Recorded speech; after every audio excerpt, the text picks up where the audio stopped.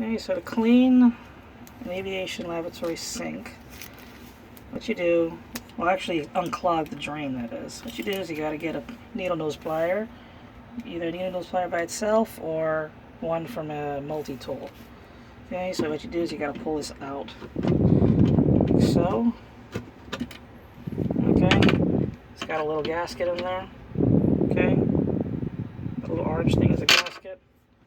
And that inside there's the filter. You just pull it out. And that's the filter. You just clean it out. And then once it's cleaned out, you know, you put it back in. And then you just put this back in there. Like so. You gotta be a little nicer to it, but it's a little, you have to make it go in as straight as you can. And that's it.